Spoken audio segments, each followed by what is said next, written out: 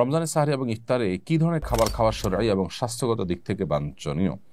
স্বাস্থ্যগত দিক থেকে আমাদের সাহরি এবং ইফতারিতে কি ধরনের খাবার থাকা দরকার সেটা অবশ্য স্বাস্থ্য বিশেষজ্ঞগণ খুব ভালো বলতে পারবেন। তবে আমরা সবাই কমন কিছু বিষয় জানি।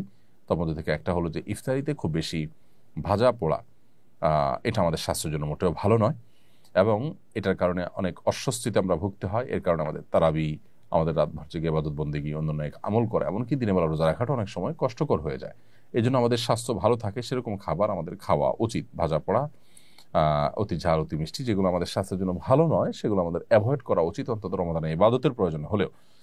দ্বিতীয়ত হলো আমরা ইফতার এবং সাহরিতে খেজুর অবশ্যই রাখার চেষ্টা করব। এটাতে প্রচুর পরিমাণ খাদ্য শক্তি, এনার্জি যেমন রয়েছে, এমনিভাবে এমন সব খাবার রাখবো, দেশীয় ফল এবং অন্যান্য খাবার যেগুলো সুফল আমাদের শরীরে নানাভাবে ইনশাআল্লাহ আসবে। বিধে আমরা সেদিকটাকে বিশেষভাবে খেয়াল রাখবো, মনোযোগ দিব ইনশাআল্লাহ। এবং খুব বেশি আপনার উদরপূর্ণ করে খেলে ইবাদতবন্দি করতে অসুবিধা হয়, সেটা অস্বস্তির কারণ হয়, সেটা আমাদের স্বাস্থ্যের জন্য খারাপ হয় এবং শরীয়ত ও শিল্পের জন্য আমাদেরকে নিরুৎসাহিত করেছে। সেজন্য আমরা চেষ্টা করব যে সাহরি ইফতারিতে খুব বেশি উদরপূর্ণ করে না খেতে, এই চেষ্টা আমাদের মধ্যে থাকতে হবে। আহমদ সাজিম আপনি লিখেছেন, দিনের বেলা ঘুমানোর পরে স্বপ্নদোষ হলে কি রোজা ভেঙে যাবে? রোজাদার ব্যক্তি দিনের বেলা যদি তিনি ঘুমিয়ে পড়েন এবং দিনের বেলা যদি তার স্বপ্নদোষ হয়, তাহলে এর ফলে তার সিয়াম ভঙ্গ হবে না, তার রোজা ভঙ্গ হবে না, কারণ এটা তার হাতে নয়। তবে ইচ্ছাকৃত বীর্যপাত ঘটালে সেটি অবশ্যই রোজা ভঙ্গের কারণ হবে, স্ত্রী সবাসকৃত রোজা ভঙ্গের কারণ হবে, সেটি বলাই বাহুল্য। কিন্তু স্বপ্নদোষ হলে যদি বীর্যপাত হয়ও, তার ফলে তার রোজা ভাঙবে না, তবে গোসল ফরজ হবে, সেই হিসাবে তিনি গোসল করে নামাজ আদায় করবেন। খাদিজা আপনি লিখেছেন, বিগত রমজানের কাজা রোজা না রাখলে কি সামনে রমজান রোজা হবে না?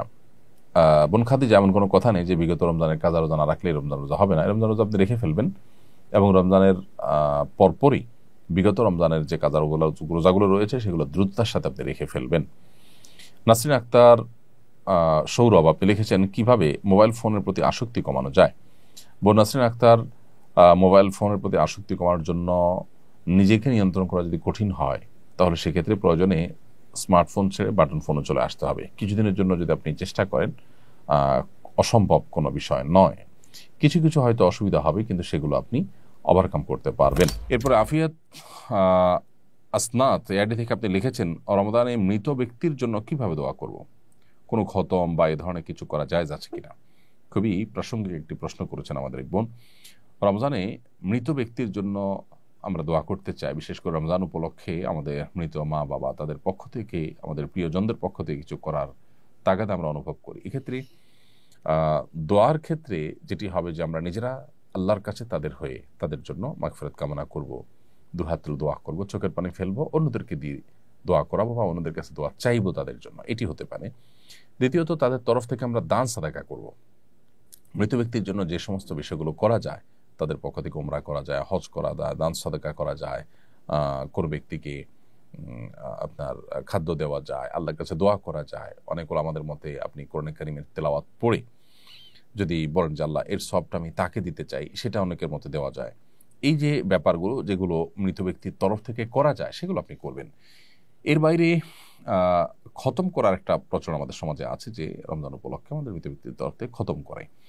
আসলে লোকজন ভাড়া এনে টাকা পয়সা দিয়ে খতম করালে সওয়াব তো হবেই না, বরং গুনাহ হবে।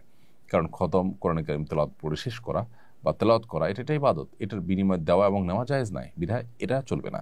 হ্যাঁ, আপনারা পরিবারের সদস্যরা কেউ কোনো অংশ তেলাওয়াত করলেন, করে এটার সওয়াব যেন আল্লাহ তাকে দেন সেই হিসাবে আপনি নিয়ত করলেন, বাস এটা হতে পারে। এবং আপনারা নিজেরা ভাগযোগ করে নিলেন, পুরো 30 পারা কোরআন নিজেরা ভাই বোন বা আত্মীয়স্বজনরা ভাগ করে নিলেন, এবং সবাই যে যেটুকু পড়লেন এটার সব যেন আল্লাহ তাআলা তাকে পৌঁছে দেন, সেজন্য দোয়া করি। এটা হতে পারে অনেক ইমামদের মধ্যে, সেটির সুযোগ রয়েছে। এমনি ওসমান করে লিখেছেন, রোজা না রাখতে পারলে কি তারাবি পড়া যাবে? কোনো কারণে কেউ রোজা রাখতে পারলেন না, অসুস্থতার কারণে সফরে আছেন, তারাবি পড়তে পারবেন।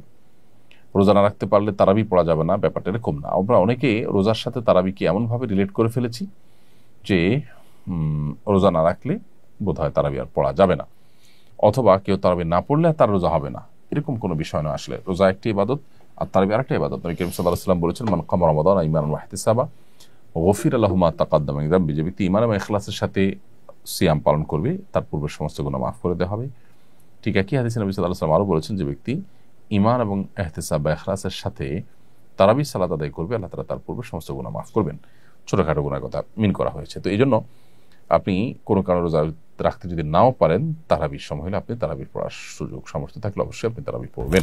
আরিফুল ইসলাম মাহিদ আরিফ আপনি লিখেছেন, রোজা রেখে কি অসুস্থ রোগীদের রক্ত দিতে পারবো? আমি এবং আমার টিম বিনামূল্যে ব্লাড ডোনেট করি। উত্তরটা জানতে চাচ্ছি। প্রিয় আরিফুল ইসলাম, আপনি আপনার টিম মানুষকে বিনামূল্যে যে রক্ত দিয়ে থাকেন সেটা অবশ্যই একটি ভালো কাজ, এবং রোজা রেখে যদি রক্ত দিলে আপনি অসুস্থ হয়ে রোজা রাখা কঠিন হয়ে যেতে পারে এরকম কোনো আশঙ্কা না থাকে, তাহলে সেক্ষেত্রে আপনি রোজা রেখে রক্ত দিতে পারেন, কোনো অসুবিধা নেই। রমজানে রোজা রেখে শরীর থেকে রক্ত বের করলে যে রোজা ভেঙে যায় তা কিন্তু নয়। মূলত শরীরে কোনো কিছু প্রবেশ করলে যেটা আমাদের খাদ্য বা আপনার পানীয়ের কাজ দেয়, যেটা আমাদের শরীরে এনার্জি সৃষ্টি করে, অর্থাৎ ক্ষুধা নিবারণ, পিপাসা নিবারণের কাজ দেয়, সেরকম কিছু যদি শরীরে প্রবেশ করে তাহলে সেটা রোজা ভাঙার কারণ হয়। এখানে তো শরীর থেকে বের হয়েছে। এটা যদি স্বাভাবিক হয় যে এক ব্যাগ রক্ত আপনি দিলেন, এর ফলে আপনার রোজা ভাঙতে হবে সেরকম পর্যায়ে আপনি চলে যেতে পারেন, এরকম কোনো আশঙ্কা যদি না থাকে ইনশাআল্লাহ আপনি রক্ত দিতে পারেন। এরপরে প্রশ্ন হলো, রোজা অবস্থায় ইনসুলিন গ্রহণ করা যাবে কি না? রোজা অবস্থায় ইনসুলিন গ্রহণ করা যাবে, কারণ যে ইনসুলিনটা আমরা গ্রহণ করি সেটা আমাদের আসলে পাকস্থলীতে বা পেটের ভেতরে যায় না, খাদ্যের কাজ দেয় না, এটা জাস্ট চামড়ার নিচে এটি থাকে, যার কারণে এই ইনসুলিন আপনি রোজা অবস্থায় গ্রহণ করতে পারবেন। আমিনা আক্তার আপনি লিখেছেন, রোজা অবস্থায় চোখ, নাক ও কানে ড্রপ ব্যবহার করা যাবে কিনা? বোন আমিনা, রোজা অবস্থায় আপনি চোখে ড্রপ ব্যবহার করতে পারেন, কানে ড্রপ ব্যবহার করতে পারেন, তবে নাকে ড্রপ ব্যবহার করতে পারেন না, কারণ নাকের যে ড্রপ সেটা আপনার নাকের ছিদ্র হয়ে কণ্ঠনালী হয়ে আপনার পেট পর্যন্ত যেতে পারে, সেজন্য এটা আপনি করতে পারবেন না। আর চোখ এবং কানের ড্রপ এটা আপনি ব্যবহার করতে পারবেন, কারণ বিশুদ্ধ মত অনুযায়ী, গবেষণা অনুযায়ী চোখ এবং কানে যে ড্রপ ব্যবহার করা হয়ে থাকে সেটা আমাদের পেটে যাওয়ার সম্ভাবনা একেবারেই ক্ষীণ। এর মধ্যে একটা তো আছে যে পেটের সাথে যাওয়ার কোনো কানেকশনই নেই, যার কারণে এগুলো আপনি ব্যবহার করতে পারবেন। এমডি মারুফ বিল আপনি লিখেছেন, সাহরি খেতে না পারলে কি রোজা হবে? সাহরি খেতে না পারলেও রোজা হবে। কোনো কারণে কেউ সাহরি খেতে পারলো না তার মানে তিনি রোজা রাখবেন না, ব্যাপারটা কিন্তু তা নয়। অনেকে আছেন যে সাহরি খেতে না পারলে তিনি ভেঙে পড়েন যে কিভাবে রোজা রাখবেন। আসলে এতটা দুর্বল হওয়া, এতটা হীনমন্য হওয়া মুসলমানের সাজে না। এই জন্য সাহরি খেতে না পারলেও আমি রোজা রাখলে আমার সেই রোজা যে একেবারে আমার জীবন হানি করে ফেলবে, আমি মরে যাব, এরকম তো না। এই জন্য হিম্মত করা দরকার। তাছাড়া সাহরি খাওয়াটা এটা রমজানে রোজার একটা সুন্নত আমল, এর ফলে রোজার মূল স্ট্রাকচার ফরজ বা ওয়াজিব তো আর ছুটছে না, যার কারণে আপনার রোজা হয়ে যাবে। আস-সুন্নাহ ফাউন্ডেশন, উম্মার স্বার্থে সুন্নাহর সাথে।